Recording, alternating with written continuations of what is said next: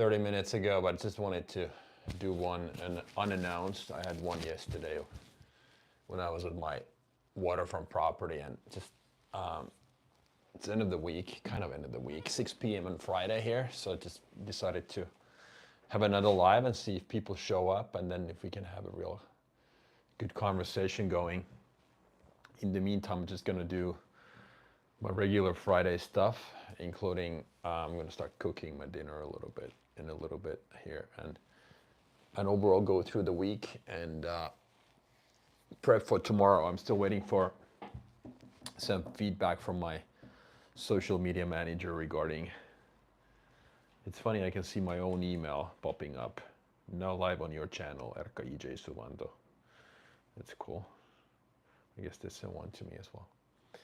Yeah, so I'm still waiting for some feedback from my social media content guy regarding my new video, which I'm gonna record tomorrow. I'm in this mode of publishing 2 long videos a week. There was one yesterday. If you want to go check it out, it's about 8 rules I follow when it comes to shoot. What the fuck happened with this? It's about those 8 rules I follow when it comes to my rentals. Real estate we are talking about here. Let me just adjust this camera a little bit. And that was published yesterday. And I'm in this schedule of posting 2 long videos a week, and then cranking out shorts as well, and try to do these lives. So I think I'm gonna have one on Sunday in addition to today. What else happened? I had to hit the gym this morning, train my lower body. My left quad is still sore. Has not recovered from that tiny injury, that tiny tweak that I had a couple of weeks ago, and I had a massage appointment today. I usually go once every 2 weeks. Oh my God, my legs were sore. Just freaking unreal. Oh my God. But anyhow, so it's good to try to recover at this age, and massage is one of the most effective ways for me to do that. I do foam roll and try to stretch as well, but nothing in my opinion beats getting a good massage, like a deep tissue massage, if you know what I mean. Other than that, it's been a pretty productive week. Sold one property today, actually. Had a closing. It's a condo or an apartment that I've owned for 9 years now, and it was time to get rid of it. The cap rate, the cash flow wasn't really there, and it's not part of my long-term plan. And with that purchase, that sale, I'm sorry, I'm able to take part of my portfolio debt-free, free and clear, which is really big for me. So I'm able to improve my cash flow and then focus on those strategically more important properties going forward. So that's something I look forward to doing. And then as a result, streamline my operations, simplify. I'm the biggest believer in doing those things that matter. Simple is always beautiful and effective. And that's how I look at it. So now I'm gonna actually head over to the kitchen. And yeah, I'm just gonna keep this live going while I do my regular stuff this evening, and see if we can get a good conversation going. We still have summer here, which is nice. Right by the river, right by the water here in the city center, and that makes me happy. That makes me super happy because I'm a big picture guy. I'm gonna extend this pole here and make sure that I have a little better visibility. I'm gonna start cutting my beef, start making some dinner at the same time. So anyhow, cutting board, a good knife are gonna go a long way. Gotta wash my hands first. More light, a knife. What else? Yeah, yesterday had a good live I was actually being able to do my first ever 5G, my live over 5G, because my 5G has been acting out on me. And I was smart enough, smart and smart, but anyhow, I was able to figure out what the problem was in the past. And I have two SIM cards on this phone, so two numbers. Why do I have two numbers? It's a long story, but anyhow, I have two companies, so they both have their individual lines. But I don't want to carry two phones, so therefore I have two SIM cards. So the other SIM card somehow messed up my 5G broadcast. So whenever I was trying to, every time I was trying to start my live over 5G and I was testing my speeds, I was like, what the fuck's going on? It's like my 5G speed is faster than my home Wi-Fi. So why can't I do this? So it starts to buffer and reconnect all the time. And then finally, after like third attempt, in Googling it and using ChatGPT for everything, I was able to figure it out. And I just had to disable that other SIM card. Simple as that. Then it started working like no problem. Great. Made me so freaking happy. It's funny how you can be grateful for the tiniest little things in life, right? I've been practicing that overall in life a lot. I've been forced to because I've had my share of adversity in my personal life and in my business life too. And in the past, I was one of those guys who was like, I always use the term lose his mojo whenever something kind of bad happened, because I was always expecting to be able to predict what's happening around the corner and stuff like that. And then every time, if there was adversity, something going on, then I was like, what the heck, I should have been able to predict this and whatnot. But then it took me a while to really realize that I had to do a lot of work with myself to be grateful for everything that happens. Because here's how I look at it nowadays.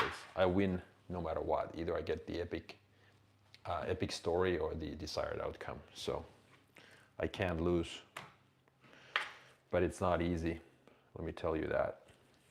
And now what makes me happy and what I'm grateful for, even though there's been a lot of adversity this week again as well, part of being a business owner, what makes me happy is the fact that I have food in the fridge.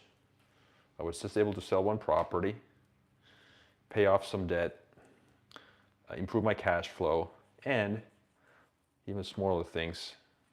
I have good looking beef here in front of me. I can fry that soon and then make some dinner. Home alone. My kids are not here. My son went to this music, whatever, rock and roll thing, festival in another city, and my daughter is at her mother's house. So tomorrow I have another podcast live actually. So I'm hosting this podcast session with a colleague of mine, the guy we have these, the guy I do these podcasts with, and we're gonna do our first live. So I have my wet feet already. My feet wet. What the fuck am I saying? I have my feet wet with this already because on my own channel I've been doing this a lot, and that's his first on the YouTube side. I think he's been having several on Instagram, but this is the first one we do together. And the last interview, the podcast episode we did, actually did really well. We interviewed this ex-professional hockey player who's now a pro coach at the highest level here in Finland.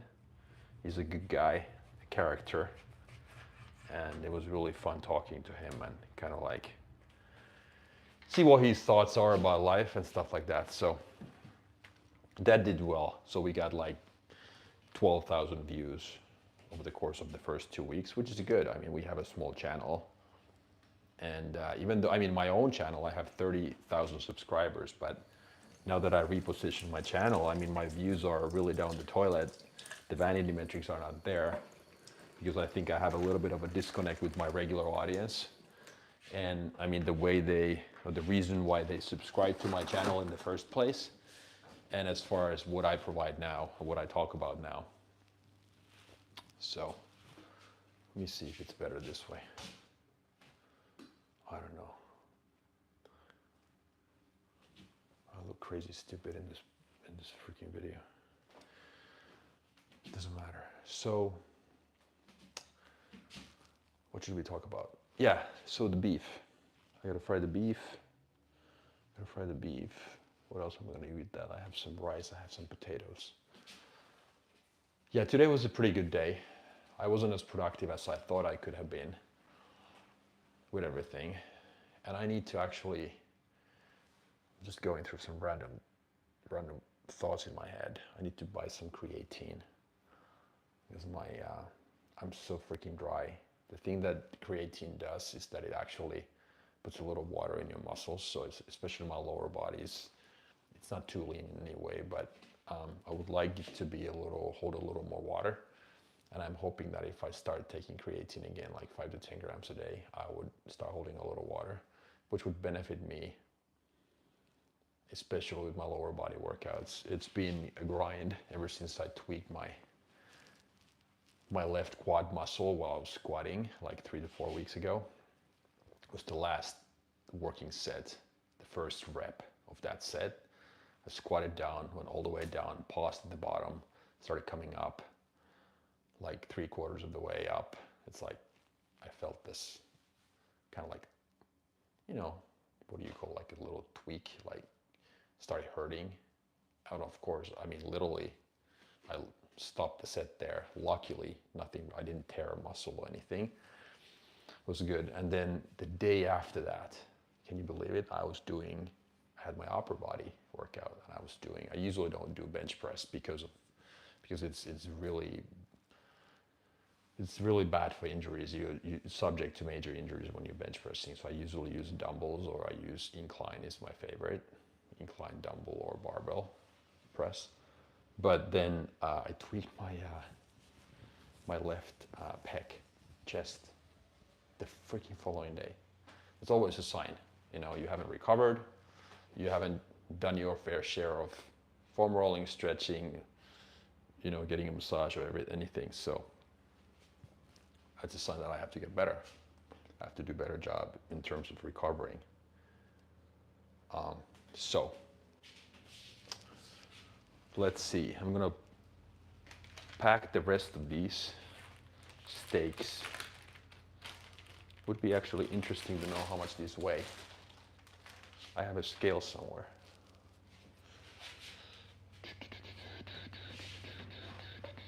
Yeah, this is one of my total off-topic, behind the scenes lives that I do today. I can talk about business, which I normally do. I mean, most of my content is about real estate and running a business and how to be mentally, stronger and whatnot. What do you call it? In the beginning, I called it health, wealth, happiness. Where the fuck's my scale? It must be here. Yeah, here we go. So, but now, since I repositioned my channel I wanted to focus on a more narrow niche with my content. So now it's about real estate, how to run a business there. I have a long 20+ year background in real estate. So now I kind of like tailor my content towards that, and I'm going to throw in some occasional mindset, attitude type stuff, which is still geared towards business owners. But these lives are my favorite because I can go behind the scenes, I can do whatever, I can cook, I can just, in the future, since my 5G now works, I'm going to go to the gym actually. I was just thinking about it. So if it's quiet one morning, I could just start my live and just train if it interests anybody. I don't know, maybe it doesn't. But I would enjoy that. Maybe I'm the only person on this planet who enjoys this. Let me see here. So let me show whoever is online, if anybody's interested. Let's see how much. Fuck. Oh, unit, of course. But now it's at 0. Can you see?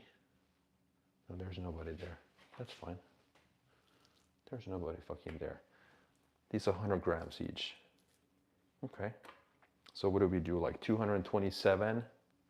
Should we do 300 grams? 300 grams, perfect. 300 grams of lean beef. That's what I'm gonna do. The rest, I'm gonna pack, put them in this plastic bag, and fry the rest some other day.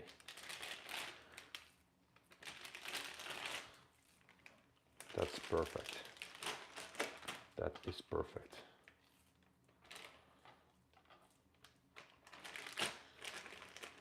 Okay.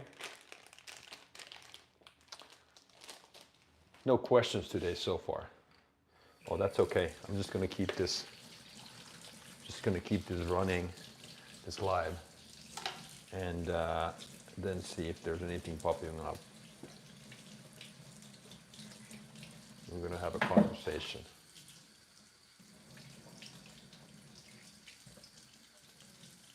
We're gonna have a conversation. The beef goes back. The beef goes back. I don't need the scale. We got 4 people online. Welcome. Happy Friday. Let's start this motherfucker. Should I use butter for frying? Wouldn't that be crazy? I'll do that. I usually fry with olive oil, or actually coconut oil. Oftentimes nowadays too. I like it. I like the flavor of it. But occasionally I use butter. Most of my diet is very low in fat, and of course you need some grease or fat on your frying pan. By the way, never heat your pan empty without having anything there. It's going to damage the surface. You know how people always say that you can't get anything, all the good stuff is expensive in life, but here in Europe, I mean, it's a German grocery store chain, so Lidl, right? So I bought this frying pan from there, and it cost me like freaking 19 euros. And it's got this really thick bottom piece, and that to me means good quality always, because the heat is kind of distributed pretty evenly. And this, I can tell already, beats those 70 or 80 or 90 euro dollar frying pans. I don't know how they do it, but I should have bought like 2 of these. But of course, when I got this one, I didn't know how good it would be. But I fry a lot, I cook a lot, so maybe that's why my frying pans don't last. And I don't like overheat them or use excessive temperatures, which usually is a problem with people.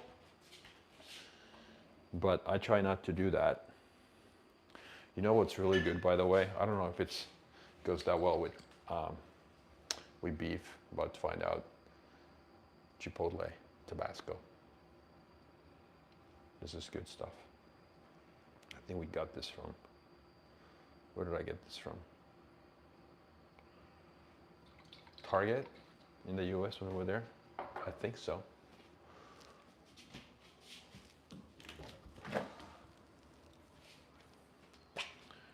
Do we have anybody online?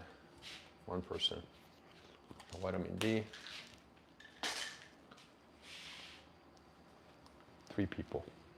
So what's going on? What's your, how's your Friday going? Like I said, I sold 1 property today. It's one that I have owned for 9 years. It was time to get rid of it. And I did it mainly because it's now one of my best performing assets.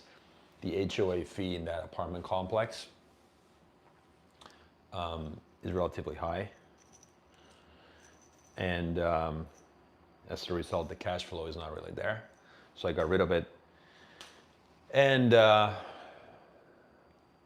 like I said, I have a portfolio of properties. I have a loan that kind of like, there's several properties tied to that one loan. So I'm a portion of my portfolio is not going to be free and clear, debt free, because I'm going to pay off some loan with that, with the proceeds from that sale. So I actually look forward to that. That's going to improve my cash flow quite a bit. And then I'm going to focus more and more of my future efforts on coaching and content creation. So this is the new business I'm running. I will not stop doing real estate. I have a couple of projects, one fourplex that I'm in the process of remodeling. There's that waterfront property that I showed you guys yesterday. So if you want to see that, there's some nice footage from yesterday. Go and check out that, or go watch that recording. So I have that project that I'm hoping I can flip end of this year, or at least beginning of next year, latest by spring. And then what else do I have? Yeah, I have one duplex, a building permit in the pipeline as well. So that thing will be somehow finalized in the near future. But other than that, I'm just gonna manage my rentals,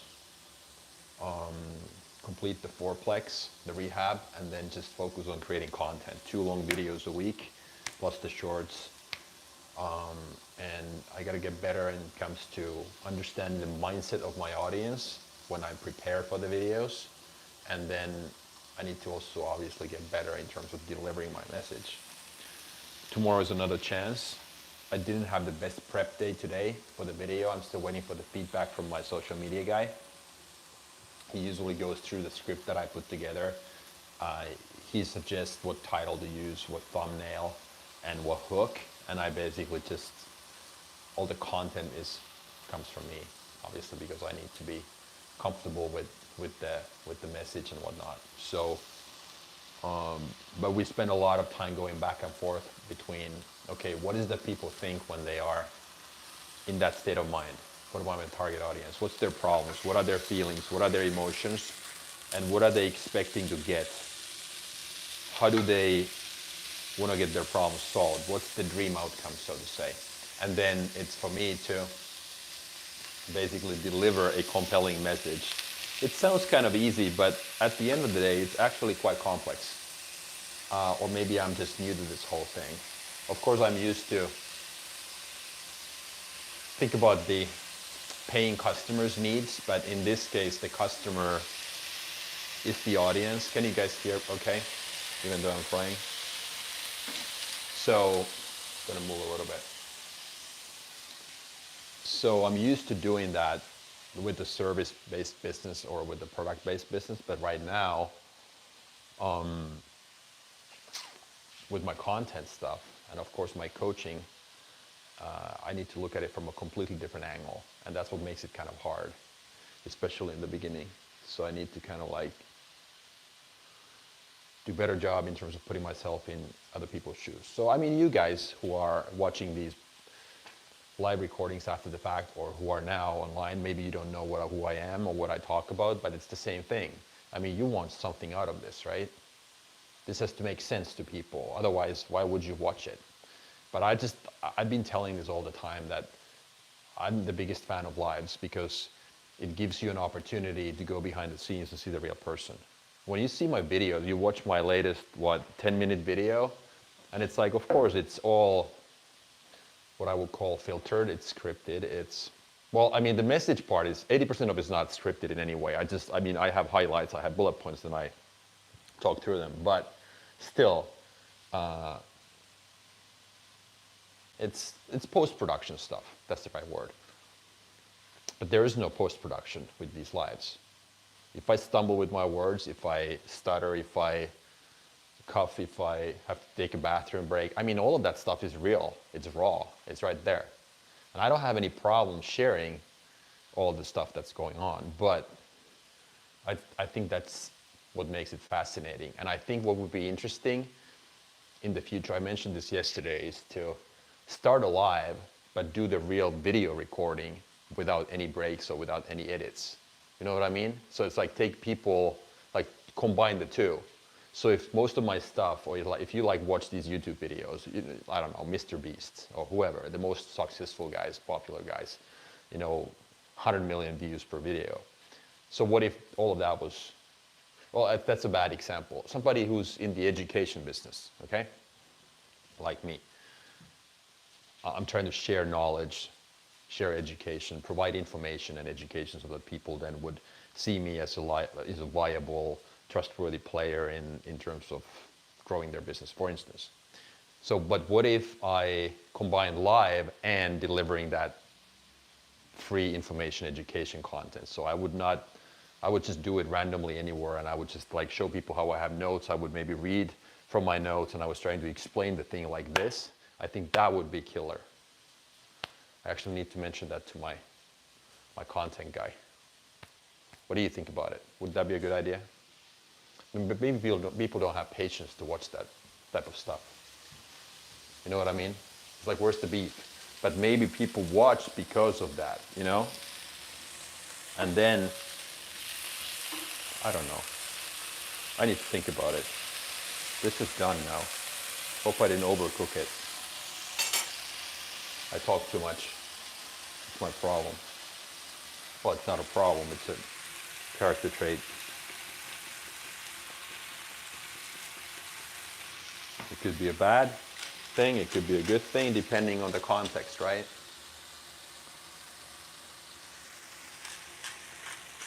So this is going to be a very, very simple meal. I'm going to show you in a sec. This is going to be extremely simple. Kind of the way I always do it. The way I always do it. So I have my beef.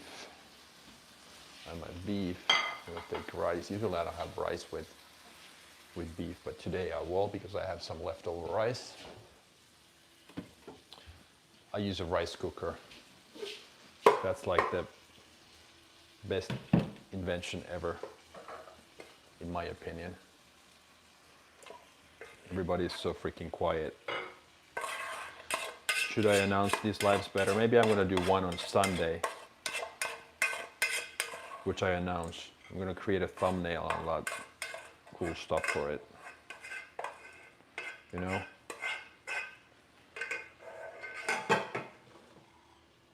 That's what I'm gonna do. That's what I'm gonna do. Heat up some tomatoes. Let's do tomatoes. Still nobody asking anything. Yeah, I trained this morning, but I had the worst ever leg workout because my quads are like, my hamstrings are so freaking tight. I mean, like, it's unreal. No wonder I had that tweak. I almost pulled a muscle. I almost tore a muscle, I would say, a couple of weeks ago. Luckily I didn't. It's your body telling you that you haven't recovered, you stupid ass idiot. But that's my limitation. One of many. Okay, so avocado, cucumber, tomatoes, beef and rice. What do you think about that? That sounds good, right? Can you see anything? I don't know if you even want to see.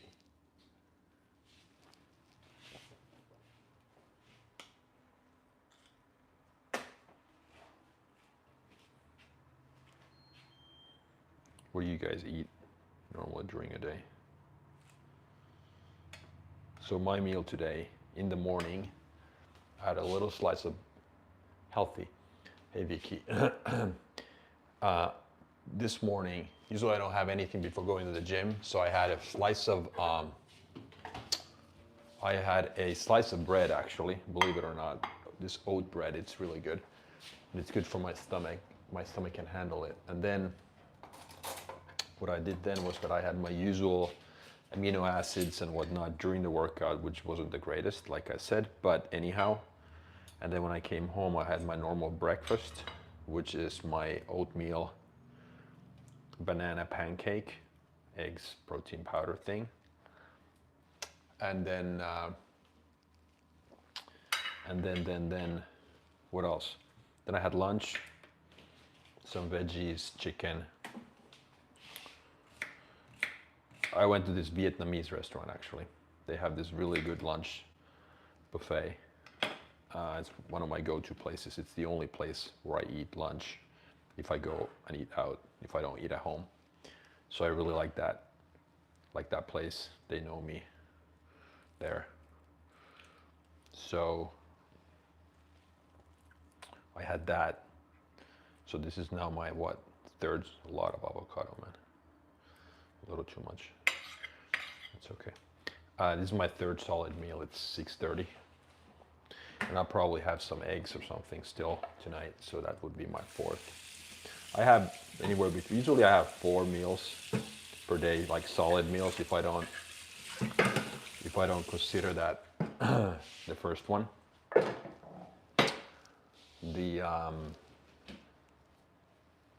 Which I should obviously because it's calories, my intra workout drink.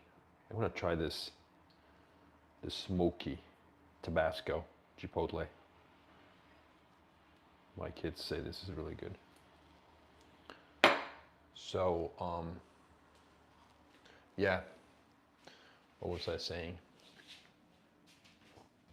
I don't know, but now I'm gonna sit here and eat for a little bit.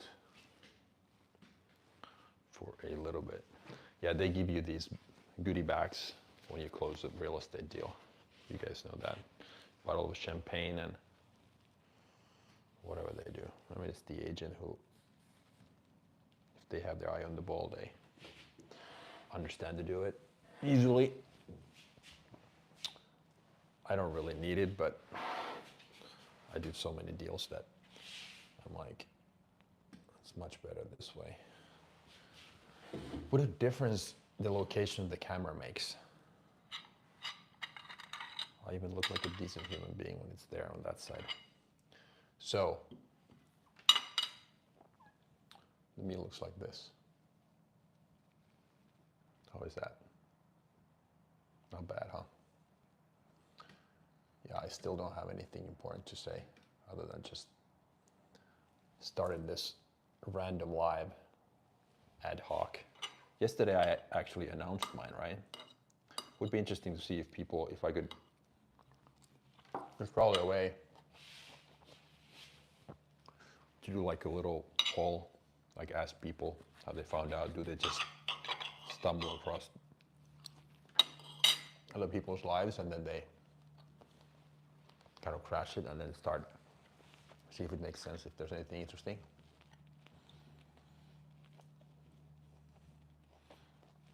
I don't know. I have no idea. But based on what people do, they come and go. I would assume that's the case.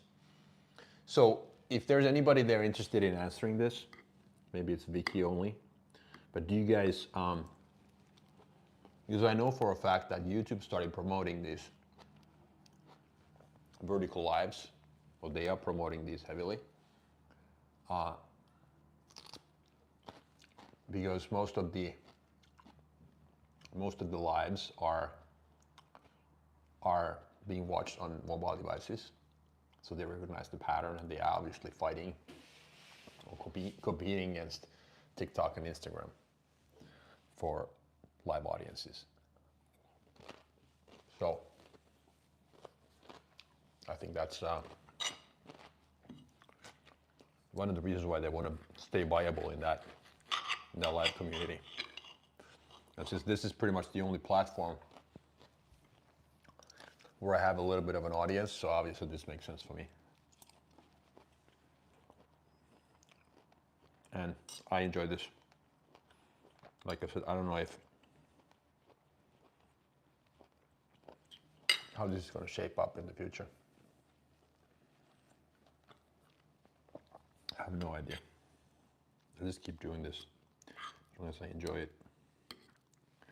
The thing I enjoy the most is when people ask me questions. I get really fired up.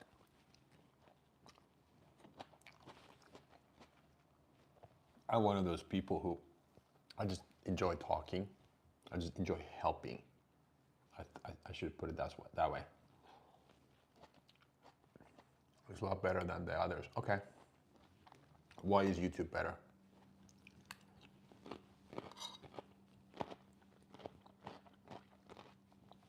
Is the platform easier to use or better content? Or what do you mean? Better people? Where can I find your email? You can find your email. Go to my profile, my YouTube profile, and it's there. You can go to my website too, but my email is ej@erkkasuvanto.com. So, but you'll find it there. Just go to my profile page. There's like contact info or whatever.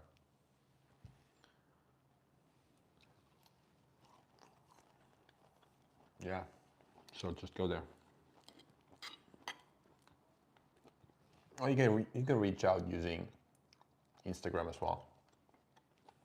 My name. So anything works. Facebook.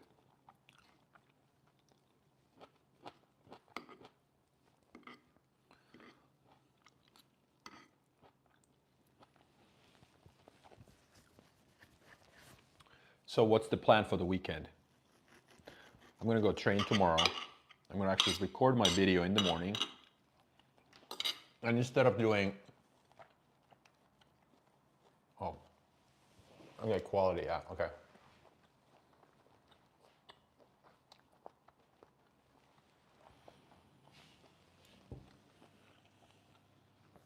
Instead of recording my next video at the office, I'm gonna do it here. I'm probably gonna place the camera like this. You know, not like that, but like, fuck. I can't rotate it like that way. Somehow like that. And then I'm gonna record it here. A different environment. I should be more creative with locations. I could go out in the nature too. But I guess it's, okay, sure. Yeah, Instagram is fine.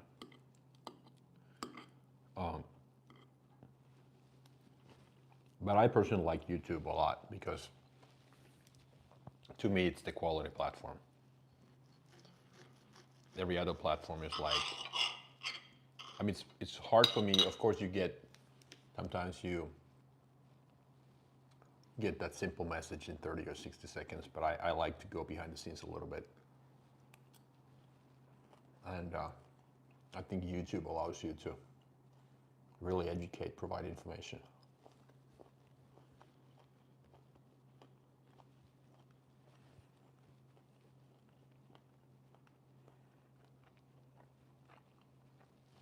Hey Ahmed, what's up, brother? I do watch your videos from time to time. Great value, thanks. Thank you, appreciate it. Thank you.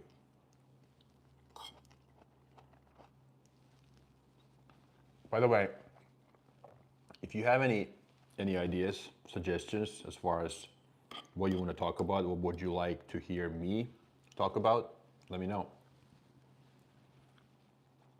So, would you like to hear more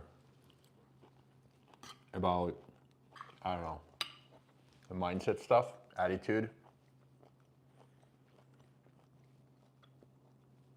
personal development?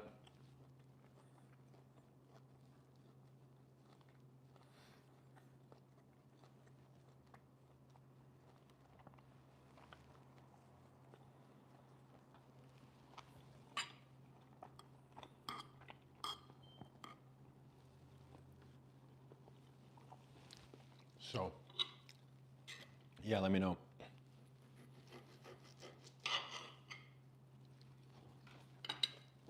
But of course, one disclaimer from my side, I only talk about the stuff that I know something about, or the stuff that I've experienced.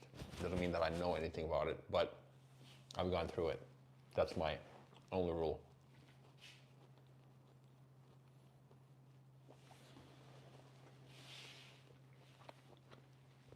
So you won't hear me talk about skydiving or scuba diving or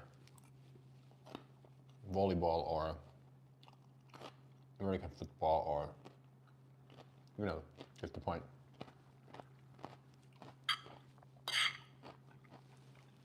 I can talk about relationships. I've had my share of experiences, epic stories. I can talk about how to work on your own quote unquote weaknesses. I've done a lot of that. Personal development, how to grind, how to deal with adversity, how to maybe make some money, start a business, how to start from scratch.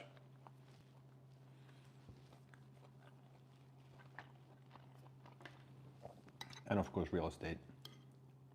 I've done a lot of that. So, been involved in different companies. So, but other than that, don't listen to me. Yeah, diet, nutrition, training, I can talk about too. But politics, I have plenty of opinions, which I won't go into. But so this is dinner. Beef, rice, 300 grams of beef, lean beef. I don't know what this part of the animal is called. It's not fillet, but it's lean. Some rice, cucumber, tomatoes, and avocado. That's all. That's all. If any of you speak or understand Finnish or just want to hear me mumble something in foreign language, tune in tomorrow at 4 p.m. my time. So hold on, 21 and a half hours. Different channel though, but it's the podcast thing that I have with a friend of mine. So we're gonna have our first shared live tomorrow. We've been having this podcast for a year, and it's been super fun with my friend. It hasn't grown as fast as we thought it maybe would. I don't know what we even expected. We were pretty much releasing one episode every 2 or 3 weeks. At one point, exactly every 2 weeks. And some of them are really, I would say, did really well. Some of them, not at all. Which is always the case with all content. The latest one did well, or the last one we did. And now tomorrow we're planning on having a live, the first one together, and then just like put together some plans for the fall and so forth. Vicky has a question. Do you think what we should chase for? You mean like overall, like what people should be, what they should be targeting in life, what they should. Okay, if that's the question, so I think that's deeply personal, but my personal opinion is that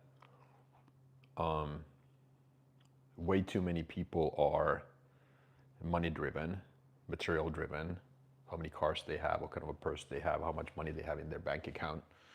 And I think the real thing is to understand what is that really makes sense to you, what is important to you, not what your neighbors think or what your mom and dad think or your family members think, but really what is your thing. And I think it sounds like such a cliche, but it's so hard. So therefore, always the first step is knowing what to want and not just chase everything in life. Because if you chase everything in life, you're not focused. So I think, Vicky, my number one point to you and to everybody would be that don't chase everything. Spend a lot of time, spend 80% of your time first in understanding what your thing is. Not your neighbors, not your moms, your dads, or your partner's thing, but your thing. If you're into collecting stamps or, I don't know, fishing or camping, then do it. Find a way how you can spend as much time as possible camping, fishing, or collecting stamps, and then turn that into a profession. So I think that's that. And then if you, I've always desperately wanted to be free and independent. That's ultimately my goal. Just be free and independent so that nobody can tell me what to do. And money is a byproduct. When I get to do what I want, there's a pretty good chance I can get at least moderately good at it, if not really good at it. In the best case, super good at it, like the top 1%. And then money is not going to be a problem. But many people make the mistake of chasing everything. That's why they skip the first step, which is know what to want. So knowing what to want is always the first step. Then getting that thing is actually easier when you know exactly what applies to you. But many people just never go through that exercise, and they just like desperately, because they are distracted by all the noise in the world, and they wake up in the morning and they see 15 things on their plate, and they're like automatically thinking, I should get all of these because my neighbor gets all of these things, and I should do everything, and I should please everybody, and I should keep everybody happy. But no, you need to spend a lot of time understanding what to want and then learning how to say no, because that's really super fucking hard. Many people might even be able to say that, okay, camping is my thing or hiking is my thing, but then like when the next morning or next Monday comes and your brother calls and it's like, okay, can you help me out with this winter tire change? It's like, yeah, I was planning on going camping, but yeah, I guess I can come. You know what I mean? That's a real life challenge. So then knowing what to want, then learning how to say no, and then just doing it. And just not worrying about what everybody else says. Because fear cannot be a motivator, even though it is, but it cannot be. How to be free. Good question. So if the ultimate goal is to be free and independent, how do you be free?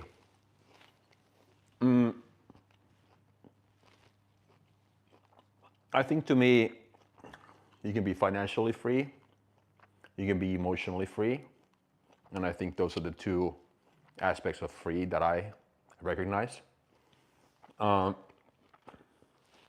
If we start with financially free, it's actually quite easy. You don't need to be a millionaire. Probably 60K a year in annual income, depending on where you live, obviously, is enough as long as your expense level is adjusted according to that 60K income. So as long as it doesn't matter how much you make ultimately, but you just need to be smart to live within your means or below your means, right?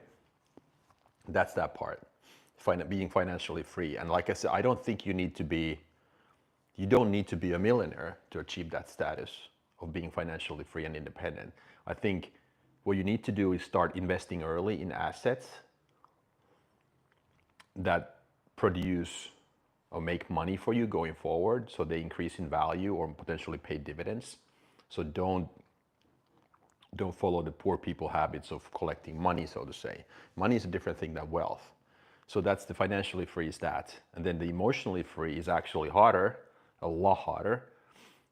Emotionally free means that this is huge. Having gone through a couple of nasty divorces or breakups, emotionally free means that you don't need anybody else. It's called life. You're ultimately free.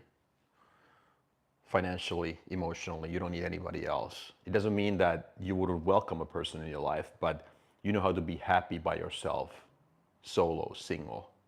That's huge. Spend enough time by yourself to become emotionally free.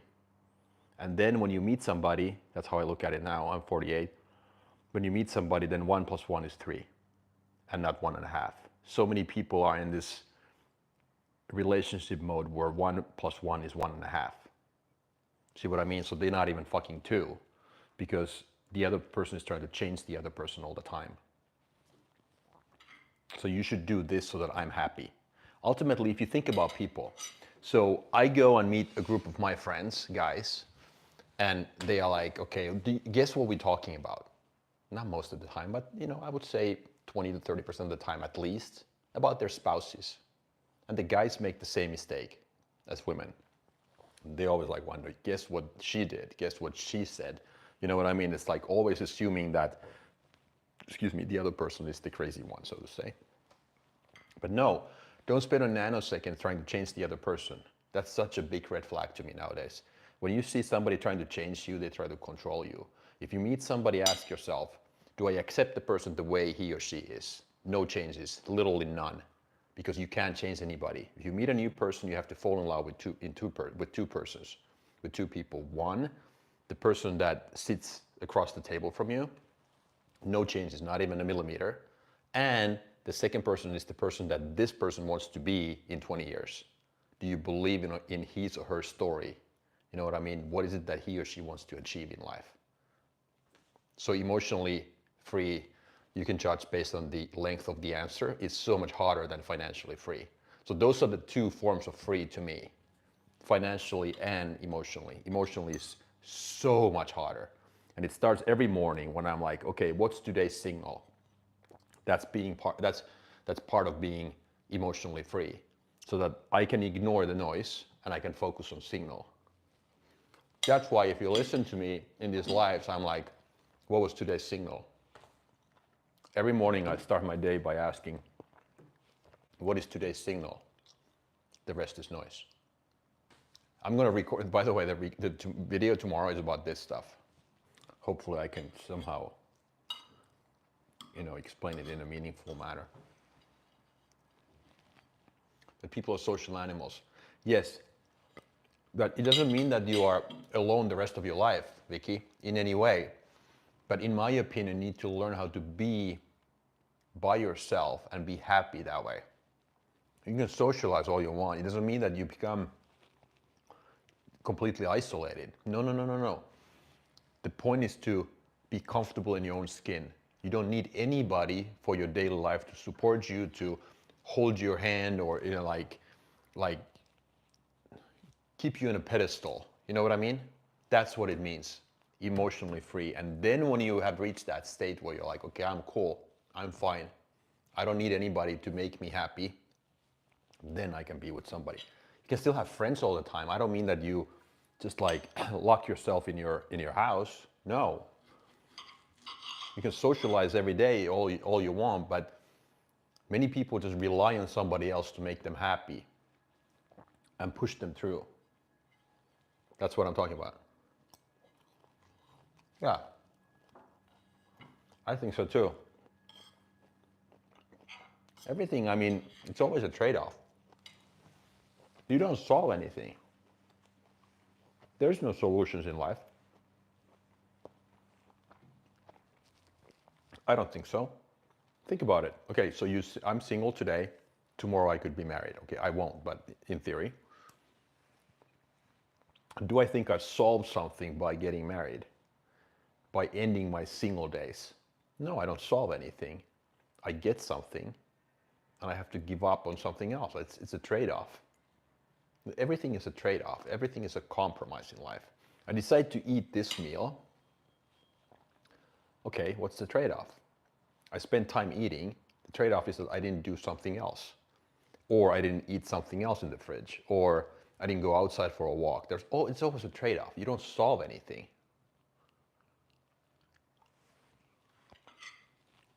I'm not pessimistic, by the way. I'm just overly realistic about this stuff. People think they make decisions and they solve something. No, you don't solve anything. I had a conversation with my daughter, okay? She's in high school. And the way it is here in Finland now, it's all messed up in my opinion, but that's a different story, is that you can basically choose if you do it in 3 years or 4 years or 3.5. And before she went back to school excuse me, I have to swallow first.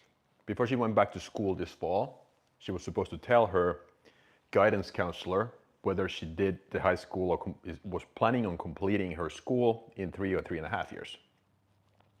Why is that relevant? I don't think it is. I just told her that it doesn't matter what you do. It's a drop in the bucket. No matter what you do, it's going to be fine. But in her mind, and many people think this way, there's a right answer and a wrong answer. And she was desperately trying to have me tell her what to do.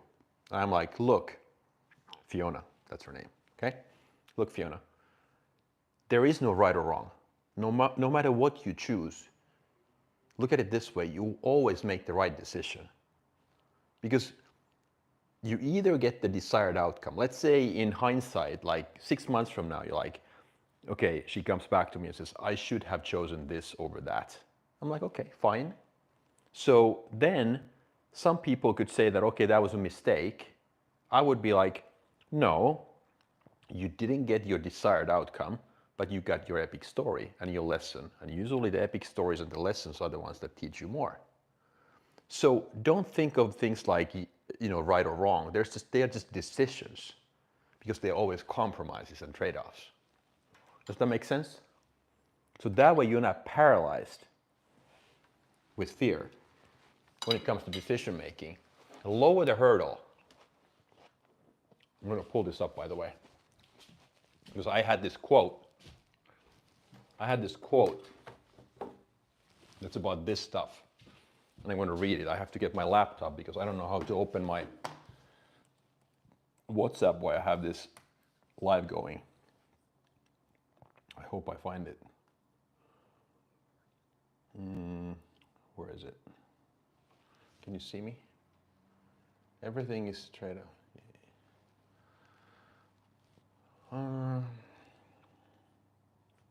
Let me see here. Where is it? Okay, here. Listen, I read this out loud a couple of days ago too. People think good decision making is about being right all the time.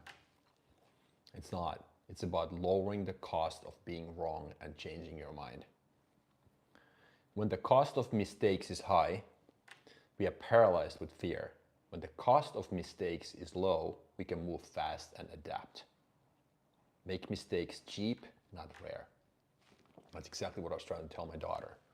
That make your mistakes cheap, not rare. So don't try to avoid decision making. Because if you do, you're always paralyzed with fear. Because I think people who are paralyzed with fear, who are afraid of making decisions, think that there's a right answer and a wrong answer. That's why they can't choose between 3 years or 3.5 years. And I'm telling you that, get that out of your head. There are no right or wrong answers. There are only desired outcomes or epic stories, and either way you win. So just make that fucking decision and move on. I'm not perfect at this in any way, but I just know how it is. In my opinion. Of course you can say you disagree. And that's fine.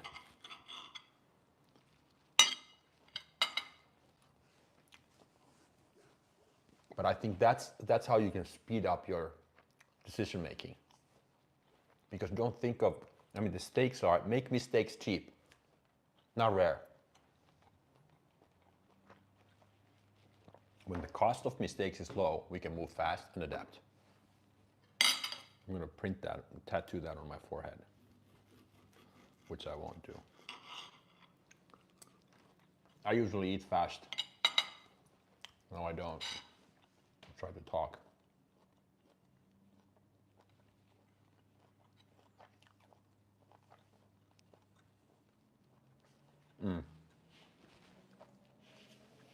Yes, try and experience is the meaning of correct. Because if you don't, you're always in a comfort zone. Think of it this way. I look at it this way. So life is like a roller coaster ride. So you start here, it's like a loop, like a 360 loop. So start at the bottom. You were born. How are you? You can't walk. You're naked. You're broke. You're alone. You're just incapable of taking care of yourself. What happens when you complete the loop 360? You're back at the same state, condition. Can't walk anymore.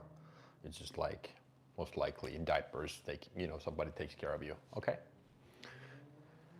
Don't want to paint that horror picture in your head, but anyhow, that's the way it goes, right? So we complete this full circle. So what happens, during that so-called roller coaster ride called life is if everything goes your way, you get bored out of your mind. Meaning, assume, it's an extreme, assuming every little thing went your way, you wouldn't have to lift a finger. So you would just, there would be no challenges in life. That would not be fun. The other extreme, the other opposite, is that nothing goes your way. You would get pretty depressed pretty soon. When I tried to get up and get my food, I would fall on my face and break my whatever bone, and I would not be able to eat. I mean, everything would just go to shit, right? So neither one of these extremes is really viable or good. So the truth is somewhere in the middle. So you want to have some twists and turns, and you want to have surprises and some adversity, and you know what I mean? So it's the same way, if you think about the roller coaster ride, you're in this amusement park. When it starts, it's kind of like flat, it goes slowly, that's boring, and in the end too. But you don't want the scariest turn to last forever either. But you want some of those, the right mix, right? So you have to get out of your comfort zone enough so that you don't regret anything at the end of the day. That's how I look at it. That to me is the definition of life, if that makes sense.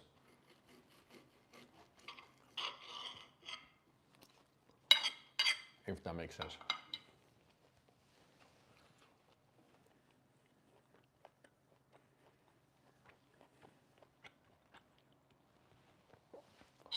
What else is going on?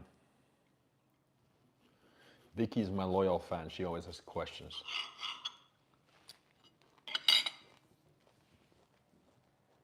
Yeah.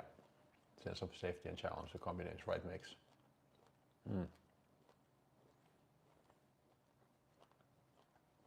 That's right.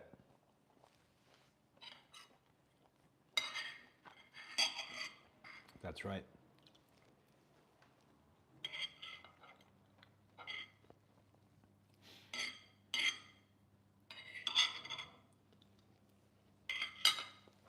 Any other questions? Go ahead. Or comments. Almost done.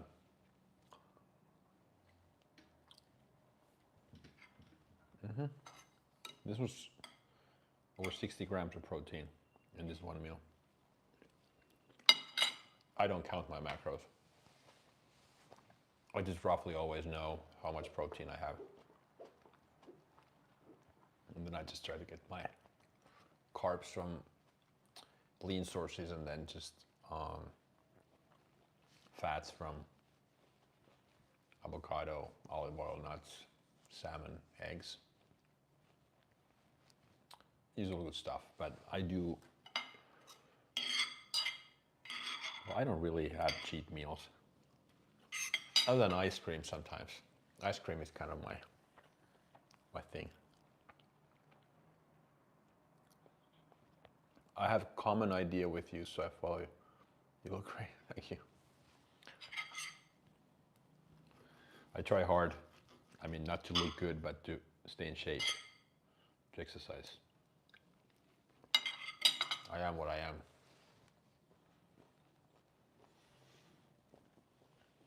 But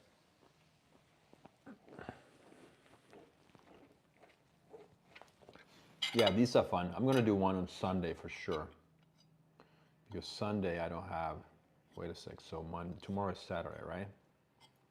So I record tomorrow morning, and then I train, yeah, and then I have the other live. Sunday I'm gonna have a live. Maybe at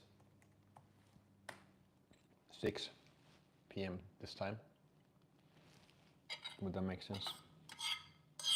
Yeah. Yep. I'll do that.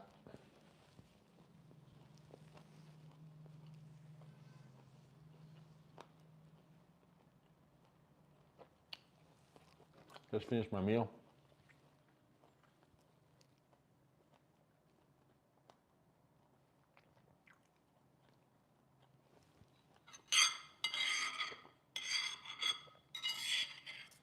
Yep, 7 o'clock. What's next? I should prep for my upcoming video session tomorrow.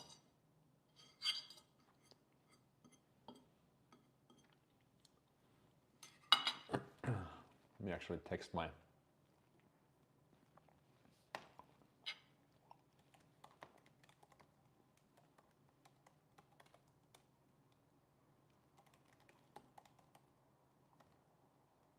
we'll record in the morning. Shoot, I can't type, man. We'll record in the morning.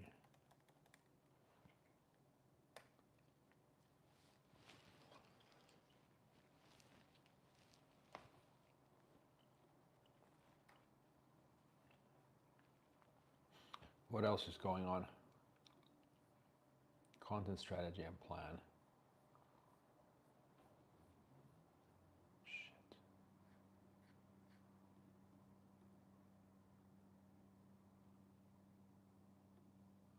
Just trying to look at my content. There we go, content calendar. Short.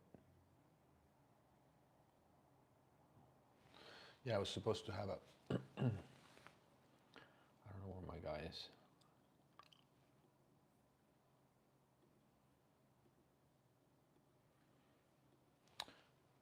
How to buy the real estate. Okay, how to buy underpriced. Okay. Great question. Okay, so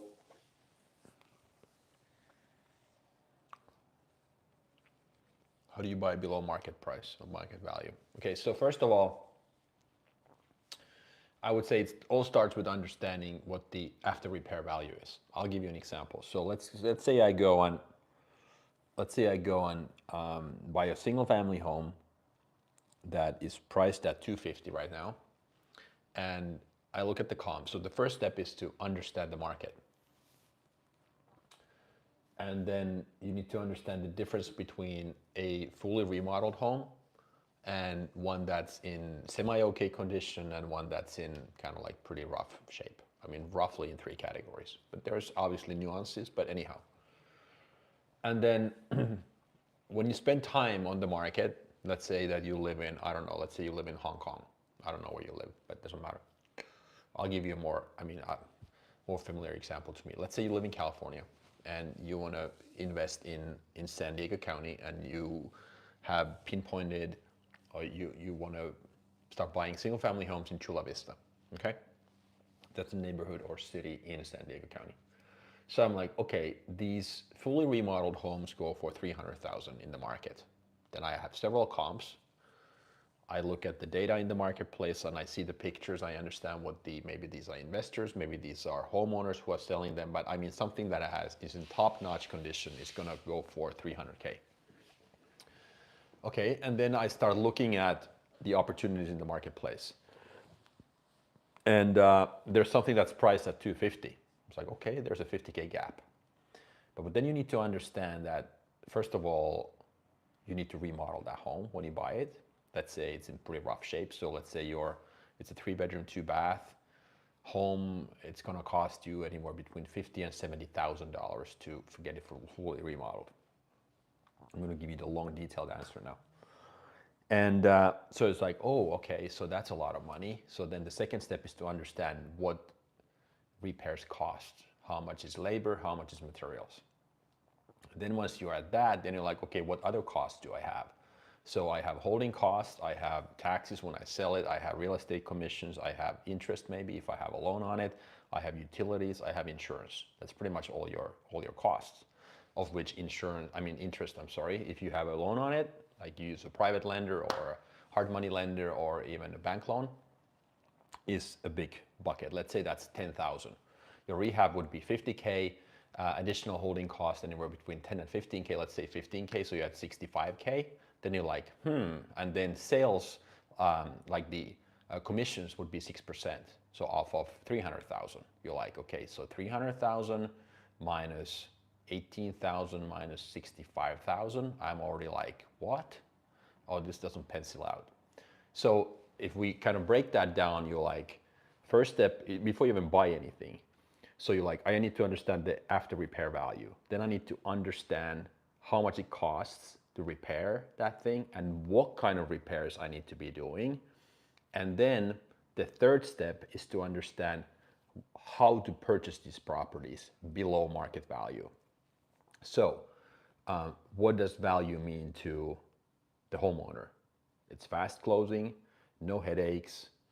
You can leave your trash behind. You can close whenever you want. So understand value, time, convenience, risk-free transaction. There are always people who are in a situation when they have to sell quickly. So your job is to then tap into those opportunities and be able to offer your service at the right time, in the right way, to the right people. So it's a process where you need to understand the big picture, starting with the market value. So you need to understand where the market is so that you have an idea how much I can offer for this particular property. And then at the end of the day, when you have the formula in your head, then you start promoting and marketing. And there are two groups of people who control the inventory, the agents and the homeowners directly. Agents typically control most of the markets, or most of the inventory in many markets, because most of the people list their homes with agents. Okay, there are a lot of FSBO listings, so for sale by owner listings. So I would start with agents. If you are good at creating content, cold calling, knocking on doors and stuff, then you can go driving for dollars. You can go and spot these opportunities either through mass marketing or one-on-one type marketing, of which door knocking and driving for dollars are two good examples, or cold calling. But ultimately, then you need to start making, promoting and marketing a lot, like crazy, and accept that you probably make 100 offers and maybe 2 or 3 stick. So it's not like you make an offer and all of a sudden you're supposed to get it. It's a volume game because you're offering something that's so far below the market value that at first it's like, oh my God, that's ridiculous. You know what I mean? But then when you start peeling it back, there is no loan. You don't have a financing contingency. Your buyer, if you don't have the money, you partner with somebody so that you have the money right away. So if people pay for time and convenience. That's why they sell to you at a discount, because you provide time and convenience. You understand what time and convenience means. If there's a family who wants to move in and they have schools to coordinate and their old property that needs to be sold, it's a lot of hassle. What if you come in and say, okay, well, you can pick the time and the date. Leave all your shit behind in the backyard if you want. I don't care. Make it as convenient as possible for these people. That's when you put these things together, the big picture, that's how you start buying below market value. But ultimately, even if you understood the market and the rehab and the contractors and what materials to use, you still need to be able to understand what value means, meaning what does your offer look like. So that's the way it works. Many people think they are real estate investors if they buy at market value. It's like, okay, there's a property listed there at 200K. It's like, okay, I'm paying that and then I'm going to rent it out. And you're speculating. You don't build any equity. What I want to do is when I buy something, I buy it at a wholesale price. So I already have equity built in. Or maybe the property is in such shitty condition that it's really impossible to determine the market value. That's many times been the case with me. So I'll give you an example. I bought a fourplex, say 4 years ago, 5 years ago, and we paid $140 for it. Okay, we were able to put 4 units, or it's a fourplex, obviously 4 units, 2 of them 1-bedroom units and 2 of them studios. Okay, we paid $140, and it was the value of the lot, pretty much, definitely. In good location, but the house was in shitty condition, so there was really no market value. But I knew that I didn't really pay anything for the property, even though I didn't have comps. But I knew that when I remodeled that, so I basically I was able to get equity, build equity by buying it low, understanding that this older lady just wanted to get rid of it, and she was afraid that somebody would actually sue her after the fact because of the poor condition of the property. We put a special clause in the contract saying that no, you just walk away and no questions asked ever. That's how you provide value, time and convenience, right? It was convenient, risk-free for this person to sell at a discount, okay? So, and then when we remodeled it, all of a sudden we maybe had 400,000 put in and it was worth 500 or 600. So all of a sudden we had anywhere between 100 and 200K in equity. And then if the market goes up because it's in a good location and it's one of those top 10% properties because it's just remodeled, so the students or the younger people who move in are the top 10% of that market, that customer segment, tenants. So therefore, I'm able to get there the right people who take care of my property, who pay on time because of the condition of my product, because my product matches the need of the audience or the target customer. Time is crucial. Time is crucial. Time, it's time, convenience, and risk. Those three. I'm gonna turn the blinds or close the blinds. Yeah, so that's what you got to understand. That's how you buy below market value. I'll pay wholesale. Time is crucial. Yes. Remodel. Yeah, you need to know what to do, what repairs to do. Kitchens and bathrooms are always the ones that make the most sense. And then other than that, it's just whatever needs to be done. If it's a condo, you obviously need to replace the windows because it's usually the housing, the co-op. Here we basically have co-ops, but in the US it's basically an apartment or a condo type situation. But the exterior you don't have to worry about, obviously. So it's just the interior. Time, convenience, risk. Or time, ease, and risk. Yeah, that's right. That is right. That is right. Good question. Any other questions? Imagine being able to build. Any other questions?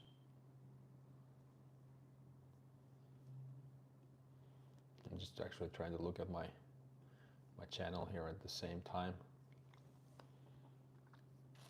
Just trying to look at this at the same time. How do you think the value of real estate in Dubai? Okay, Dubai. I do not understand Dubai, Vicky. I'm not familiar with that. I just know for a fact there's a lot of high-end real estate there. But I have not paid attention at all. I don't know the valuations in that market. So I can't comment, sorry. But the same applies there as well. But there's a lot of new construction there, so I think there's a lot of money in Dubai. So I think it's gonna be difficult to find distressed properties. People with, well, there's always somebody who wants to move out, I mean, regardless of the market, I mean, there's always that person who got divorced or wants to move back to the UK or whatever, Spain or wherever they came from. And it's like, I just want to get rid of this thing. Maybe I overpaid, now I just don't care. And just somebody, take this off my hands. There's always that, regardless of the market, whether it's low end, mid-tier or high end, there's always that person who wants to, and the wealthier the person, the more they appreciate time. So they're willing to pay for time and convenience. Somebody makes it hassle-free for them.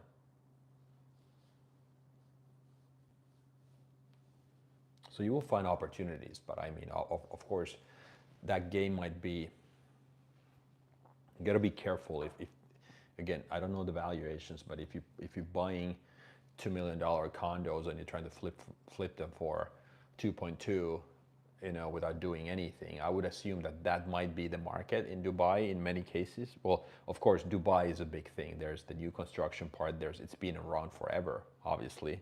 There's condos and there's apartments that were built in the 70s and 80s. So maybe that's an opportunity. But again, then you need to look at the total, I mean, the area, the neighborhood. What about the building itself? So a rule of thumb always is in real estate is that you never want to be the most expensive property on your street, because then you cap the appreciation. You know what I mean? It's just like If there's $1 million property and you are the 500K one, it's nice because you kind of like, you know that you have a way to go. Of course, yours is not as nice as the other one, but you know what I mean?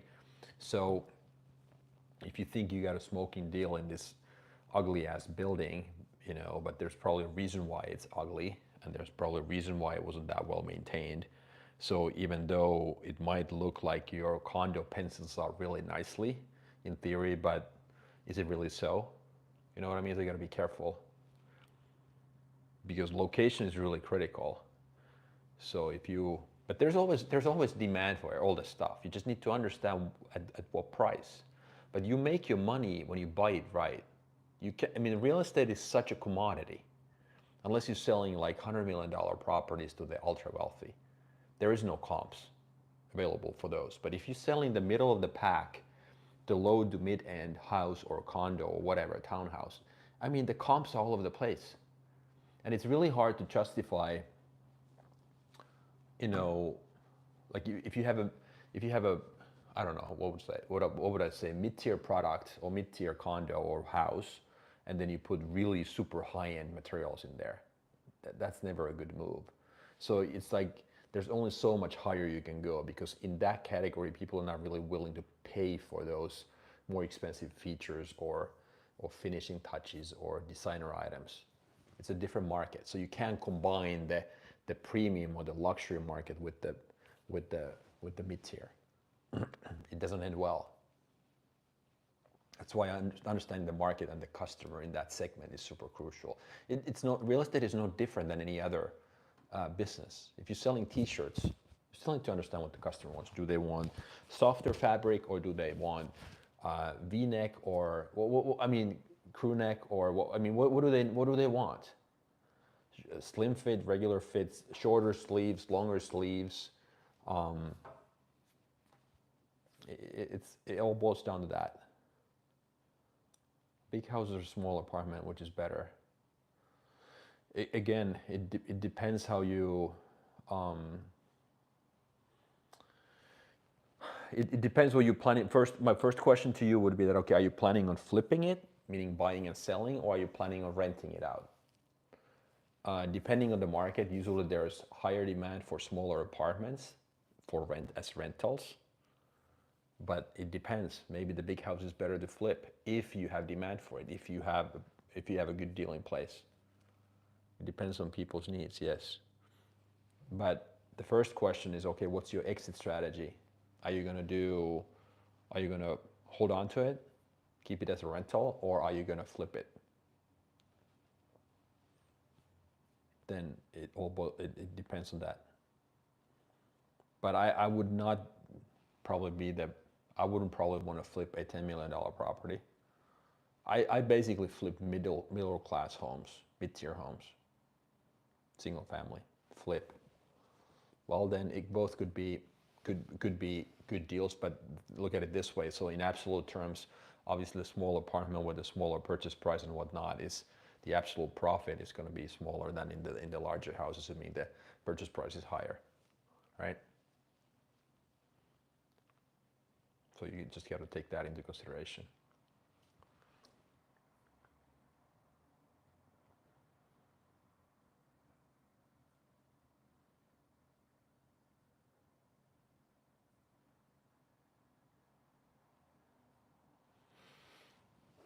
Yeah. Good questions. It's always good to keep this live going for a little while because that's when the activity seems to be starting better.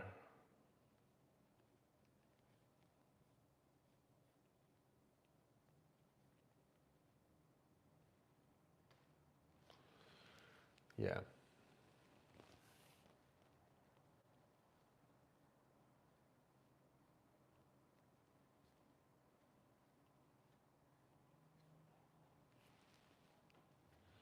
You're welcome. No worries. No worries.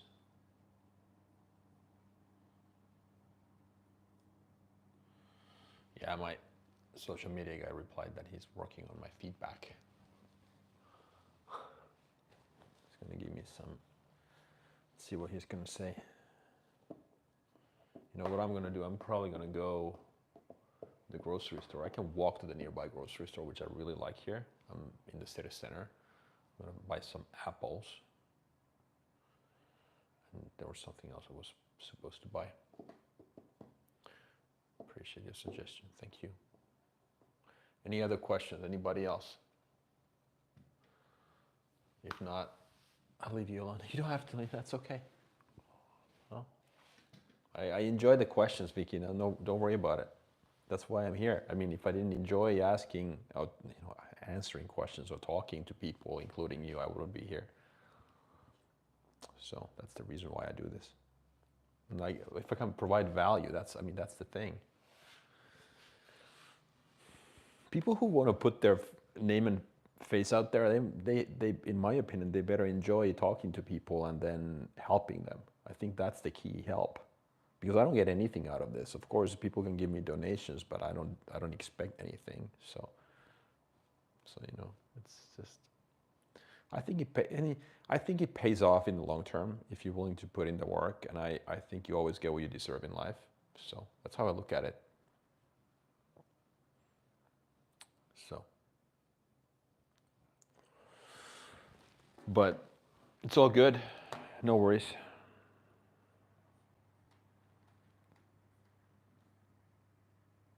No worries. You have tons of questions. Go ahead.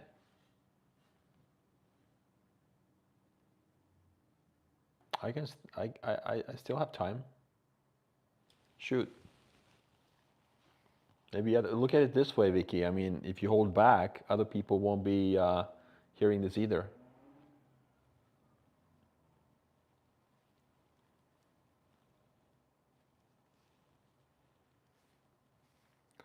Let's wait for Vicky to shoot another one, a tough one this time. Maybe something I can't answer.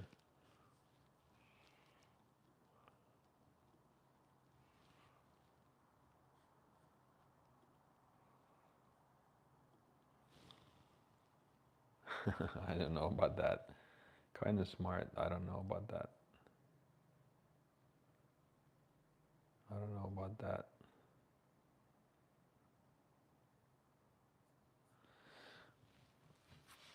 Yeah, go ahead. Let me know.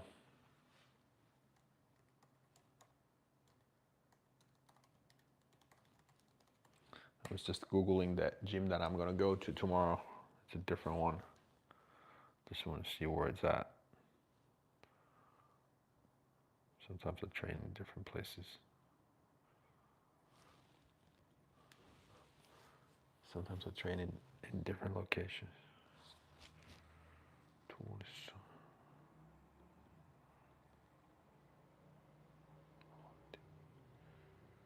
Okay, here we go.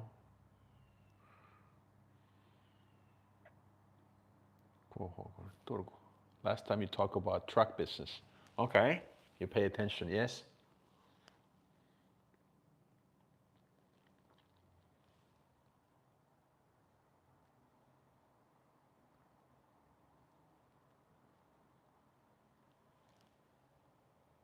What about it? I was involved. It was my brother's business. I was the chairman of the board from the day it was started until it was sold to a private equity company, venture capital company. My brother was the CEO. He basically ran it.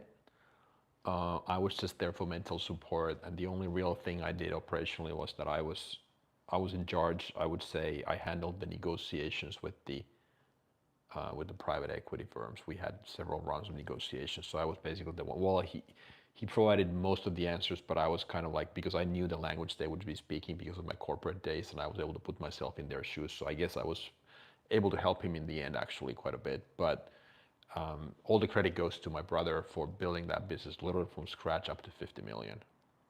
So that's what it is. So basically, truck business means it's not delivery, it's not logistics, it's basically commercial trucks, buy and sell real estate, buy and sell trucks. So he ended up buying delivery trucks, construction machines, or trucks used in the construction industry and whatnot, and imported them here, and then started reselling them. And then he ran this whole operation. The company grew really super fast. And then when I moved back to Finland, we agreed that I would help him in selling that business. And then he sold like a 70% stake, and then was still had a 30% minority ownership after that. And then I stayed on board as a member of the board representing my brother in the new company that this private equity company owned 70% of. And then I was in that role for maybe a couple of years, actually a little longer. And then what ended up happening is that then the private equity company, it was more than 2 years. But anyhow, the private equity company sold its stake back to my brother and a couple of other guys. And then I became the chairman again. And then there was another transaction, and then it was sold again. And then my brother exited that completely. And now I haven't been involved in that anymore. That's really the background story of that.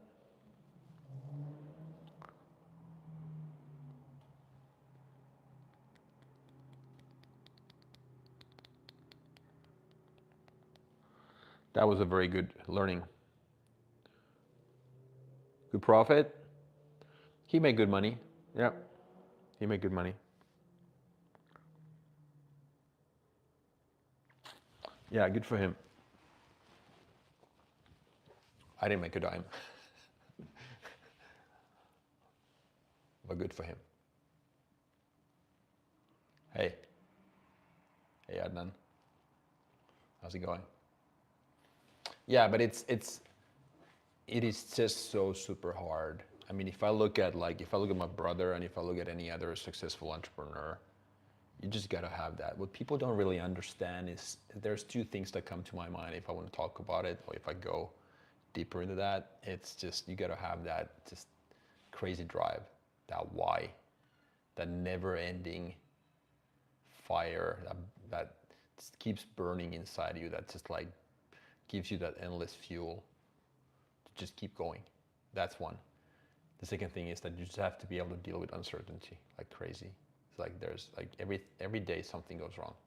That's entrepreneurship. Half delusional, half optimistic. You get punched in the mouth every day, and then you wake up tomorrow morning excited again, ready to do it all fucking over. So if any of you guys want to be entrepreneurs, those two things. You got to have your big why. Just don't stop. You never ever stop. It doesn't matter what happens. You don't fucking stop, because you just have to do this thing. And that's why if you do it for money, it's not the right cause. You gotta have that deep passion, that interest, in my opinion. Be familiar with the market, like really be passionate about it, and then dealing with uncertainty. Of course, there's tools, there's systems, but you learn that stuff. But if you don't have those two qualities, especially the motivation, the why, you can't learn that. You just fucking can't. There's just no way.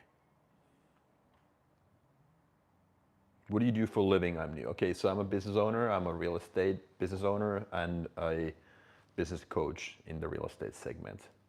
That's what I do. And then I create content online, which is real estate driven nowadays. I repositioned my channel. In the past, I talked about general business more, and now I just narrowed my focus down to real estate more. But we're just going through some of my previous projects or lessons or learnings or things I've been involved in. Yeah.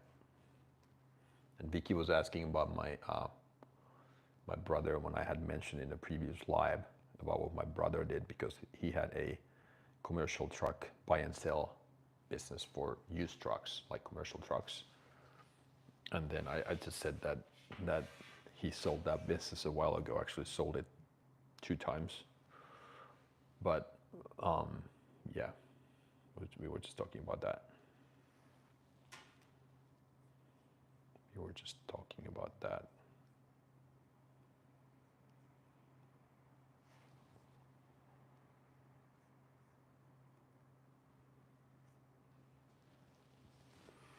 Any questions? Are you am I a millionaire? I don't know. It depends how you measure it.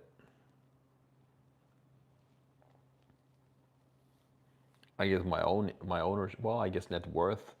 I guess you would say I own enough, but it's a relative term. When I mean, keep in mind that when people say, let's say you read about this, this is what people confuse. People confuse money with wealth. It's not the same thing. If somebody tells you you read the Forbes list or article about Elon Musk being worth 200 billion or whatever ridiculous number, it doesn't mean that he has two. I mean, this might be trivial and I mean something that everybody knows, but it doesn't mean that he had 200. He has 200 billion dollars in his bank account. No, the the ownership, his Tesla shares or the shares of other companies that he owns, they are worth, in theory, 200 billion. But if he started selling them, it would take a while, and that's the theoretical value. He's still worth a lot, but people, I mean, like if somebody's worth 10 million, or if my property portfolio is worth X, it doesn't mean that I have that much money to spend. You know what I mean? It could be that I'm tight on cash. Okay? See what I mean? So cash is completely different than assets. But the reason why assets matter more than anything is because if you don't ever follow poor people habits with money, meaning don't hoard cash, buy assets. Being rich is different than being wealthy. Like money is different than wealth. Wealth is owning assets that make you money. Poor people hold on to money in their bank account, which basically goes down all the time because of inflation and money printing and budget deficits. So the reason why you buy assets is because that protects you from inflation and from all this money printing.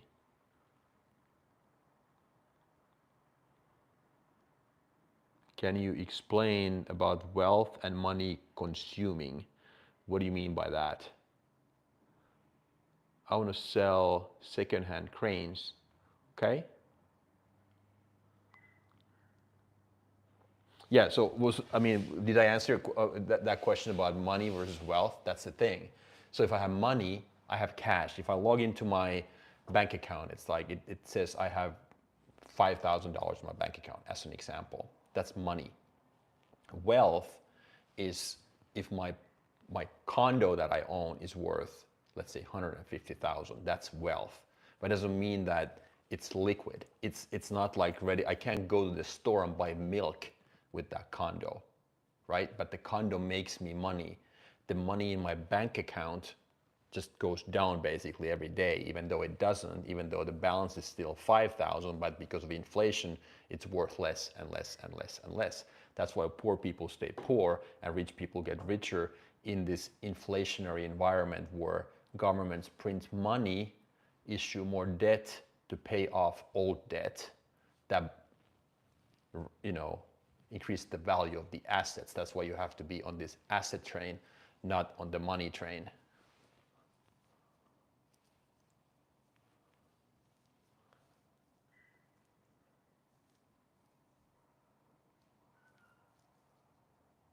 Did you understand what I said?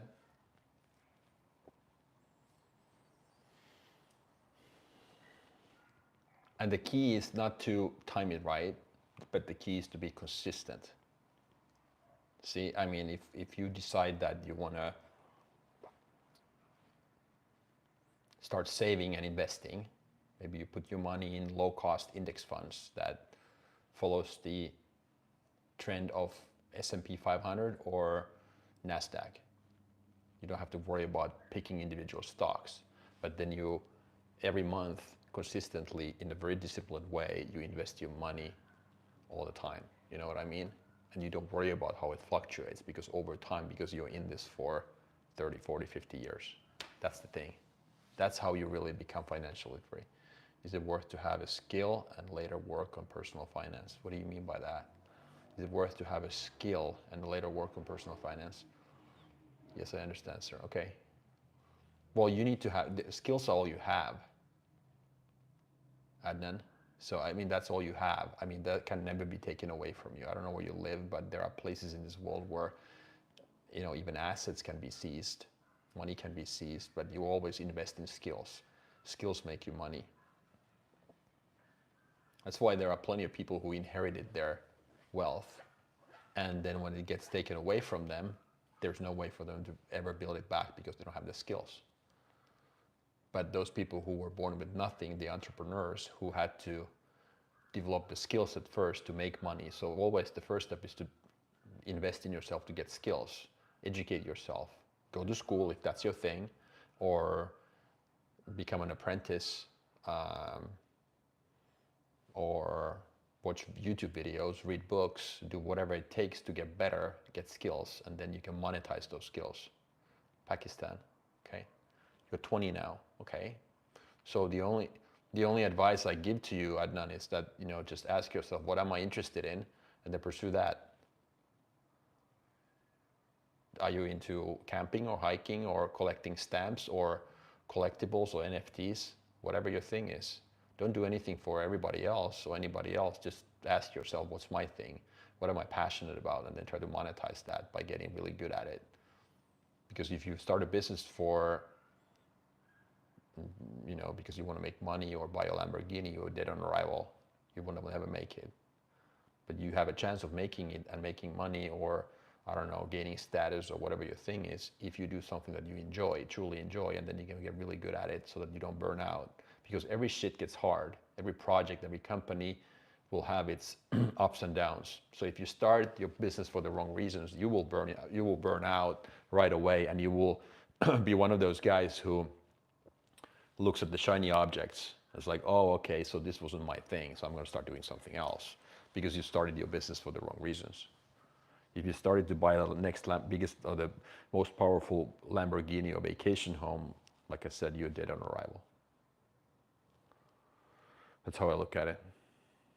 And you'll probably get the same answer from all seasoned entrepreneurs out there. It's no different.